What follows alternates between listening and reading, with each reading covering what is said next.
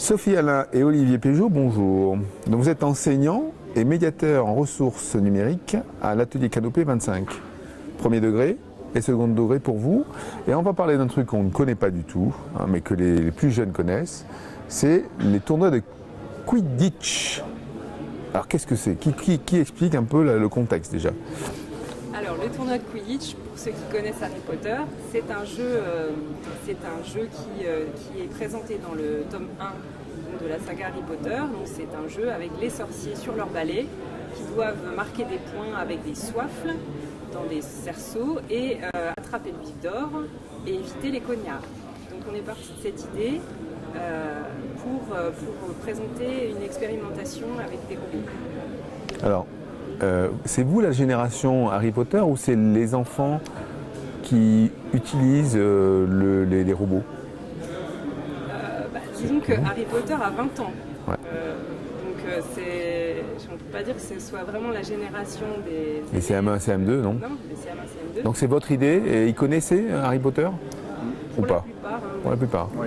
Ouais, donc ça a une durée de vie quand même assez importante. Oui. Voilà, Oui, parce d'accord. qu'il y a quand même des films qui sortent, qui ressortent, il y a plein d'adaptations. Ok, donc là on a posé le sujet, voilà, vous avez choisi l'environnement Harry Potter qui est connu. Hein. Je connaissais un petit peu cette espèce de bataille, mais je ne me rappelais pas des noms, hein, bien entendu. Ils volent normalement.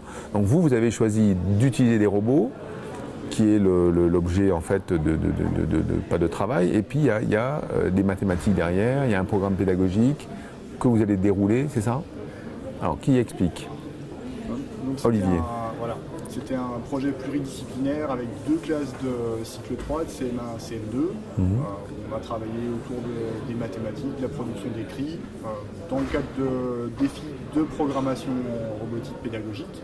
Et pour les classes elles-mêmes, dans le cadre de création de règles de jeu adaptées à ce contexte-là, à ces robots qu'on a pu leur présenter.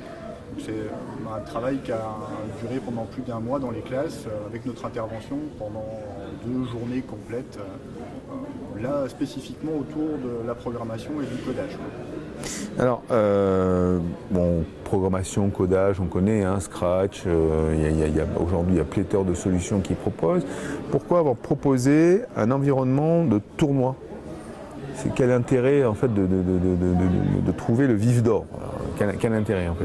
Là l'idée c'était qu'on soit dans une démarche de projet, donc qu'il y ait différentes matières qui soient rattachées au projet lui-même, et puis de créer de la motivation pour les groupes d'élèves dans le cadre de la classe. C'est des liens de fait avec les différentes disciplines. Et puis le côté tournoi, c'était vraiment quelque chose d'un peu enthousiasmant pour eux sur la journée qui a concerné le tournoi lui-même. C'est ça qui a un peu clôturé le projet et nos interventions. Sophie, est-ce qu'on adapte le scénario ? Parce qu'en fait, dans le film, ça dure, je sais pas moi, ça dure un quart d'heure, hein, le tournoi. Est-ce que pour transposer ça, est-ce que c'est l'enseignant qui adapte le scénario ? Ou est-ce qu'on construit aussi l'adaptation du scénario avec les élèves ? Comment ça se passe ? Déjà, je vais juste compléter par rapport au tournoi, il y a aussi le lien avec l'EPS. En éducation physique et sportive, les enseignantes avec les élèves ont adapté le jeu aussi en EPS. Et ils ont joué le Quidditch, mais eux-mêmes. D'accord. Okay. Et c'est intégré dans l'histoire du tournoi ? C'est projet. D'accord. Ça faisait partie du projet. Et puis par rapport à la question, déjà quand on a rencontré les enseignantes, on a essayé de réfléchir ensemble. Nous, on avait notre idée de comment adapter, mais on voulait aussi avoir leur ressenti, leurs idées. Donc on a un peu co-construit le projet avec elles en leur montrant ce que les robots savaient faire, ce qu'on pouvait utiliser dans la programmation. Et puis elles ont nourri aussi le projet. Et puis l'étape d'après, c'était avec les élèves. Parce que l'idée, c'était pas de leur présenter quelque chose de tout fait. C'était qu'ils réfléchissent par eux-mêmes. Donc en leur proposant les défis et en les faisant réfléchir sur ce que c'est faire le robot et ce qu'on aimerait qu'il fasse pour représenter le vif d'or, quelles règles on adapte, comment on construit et comment on va mettre en place ce tournoi. Donc c'était vraiment un projet... Est-ce qu'on parle du film aussi ou de pourquoi, de comment, pourquoi non ou... Parce que c'est quand même assez... c'est une légende, quoi. Enfin, c'est un peu... C'est n'importe quoi ce film. C'est pas de la réalité. Oui, ça n'existe pas, on est bien d'accord. Oui. Les enseignantes ont travaillé en classe sur la lecture d'extraits du roman sur un ouvrage qui s'appelle Le Quidditch à travers les âges, donc qui est un livre qui serait sorti de la bibliothèque de Poudlard, l'école des sorciers. Elles ont vu aussi des extraits du film, tout ce qui concernait le tournoi de Quidditch pour que les élèves se représentent bien ce qu'on voulait faire. Donc on est sur du pluridisciplinaire. On travaille sur la lecture, on travaille sur les maths, on travaille sur le codage, donc qui est lié aujourd'hui. Plein de choses. Le PS. Donc ça a l'air anodin en fait que ce tournoi pour gagner le Victor, mais quelque part il y a plein de composantes qui sont engagées dans ça.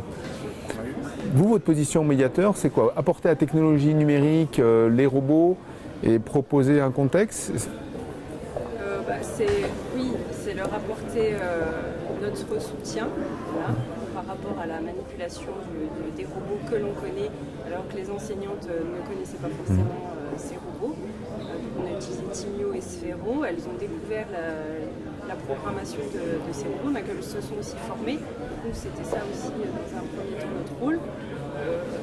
Faire émerger des idées aussi, les accompagner, les aider, et puis au niveau de la mise en place du tournoi, faciliter aussi le travail. Mais le tournoi, c'était finalement l'aboutissement idéal, mais le projet en lui-même, c'était pas que ça. Je vous ai dit, il y avait plein de choses autour des séances des enseignantes sur ce projet. Les petits timios, alors c'est avec des timios essentiellement? Que des timios? Moi je reviens juste sur la question précédente. On a vraiment on a pris du temps pour essayer d'accompagner les enseignantes. Parce qu'il y a beaucoup d'enseignants qui sont intéressés par ce type de démarche, de projet, qui veulent bien s'y lancer, mais qui ont un petit peu besoin qu'on les aide et qu'on les accompagne sur ce sujet. Donc c'est un peu ça qui leur a permis de se lancer correctement, puis de faire quelque chose qui était intéressant pour leur classe. Mais l'essentiel du travail, il est fait dans le cadre quotidien de la classe par les enseignants. Finalement, nous, on a fait un peu de coordination et on a fait des interventions avec les classes sur 2 journées, donc 2 demi-journées pour chacune des classes. Mais vous êtes là au moment des tournois ou en fait c'est l'enseignant qui se débrouille? Nous, on était là sur des défis autour de la robotique.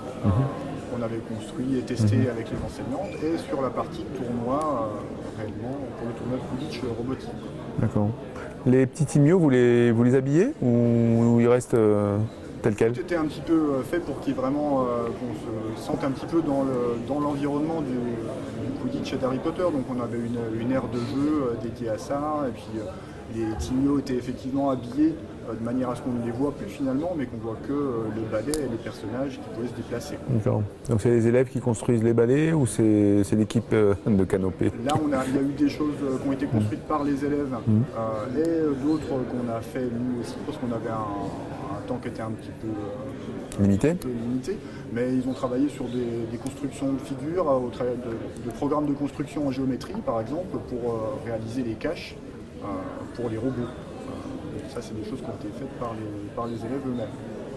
Donc la question qui tue, c'est c'est sympa, c'est fun, hein, c'est ludique. Est-ce qu'on aurait pu faire autrement? Est-ce que les élèves auraient appris plus? Est-ce que c'est ça? Est-ce que vous avez mesuré ou qui s'est fait plaisir? Voilà, quel est l'engagement? Ce qui était intéressant, c'est la démarche de projet, c'est ça qui est motivant dans le cadre de la classe. Ensuite, les retours qu'on a des enseignants sur les parties d'apprentissage, sur les mathématiques ou le français sont plutôt positifs. Si on voulait vraiment que ce soit mesuré, il aurait fallu qu'on ait un nombre de classes conséquent, puis qu'on puisse faire un comparatif avec des classes qui auraient eu un travail plus traditionnel, donc ça c'est quelque chose qu'on n'a pas pu faire. Avec le jeu, avec le contexte, on recherche peut-être plus l'engagement des élèves et la motivation qui fait que on est dans un contexte ludique, donc c'est plus facile. On avait effectivement une grosse motivation et un enthousiasme de la classe sur tout ce qui concernait les estimations de mesures, les longueurs, les distances, les déplacements relatifs, les notions d'angle, etc. Pour les enseignantes, ça semblait avoir vraiment porté ses fruits. D'accord. Sophie, quelque chose à dire en plus? Juste, je voudrais dire qu'en plus de la démarche de projet, la motivation des élèves, ça fait du lien aussi. Ça fait du lien entre toutes les disciplines, tous les domaines d'apprentissage. Donc ça prend peut-être plus sens pour les élèves de travailler comme ça. Voilà, mais c'est vrai qu'il faudrait étudier plus finement sur les retours, la plus-value. Mais en tout cas, le retour des enseignantes et des élèves était très positif. Donc le faire en cycle 3, bon, j'imagine parce que c'est au programme et autres. Le faire en 6e, est-ce que ça aurait du sens? Déjà, 6e, c'est toujours cycle 3. C'est la fin du cycle 3. Oui, d'accord. Voilà. Oui, ça aurait du sens. Ouais. Voilà. Après, au niveau organisation, ça serait peut-être un peu plus complexe parce qu'il faudrait impliquer davantage d'enseignants. Alors que là, il y avait une enseignante par classe qui touchait à toutes les disciplines. Mais c'est tout à fait possible d'impliquer un professeur de français pour l'écriture, le professeur de mathématiques pour tout ce qui touche. C'est un peu le sens de ma question. Je me suis planté, j'ai dit CM1, CM2. J'aurais dû dire CM1, CM2. Vous avez choisi CM1, je sais pourquoi, parce que c'est plus facile. Mais quelque part, comme ça engage plusieurs disciplines, le faire en 6e, c'est beaucoup plus compliqué.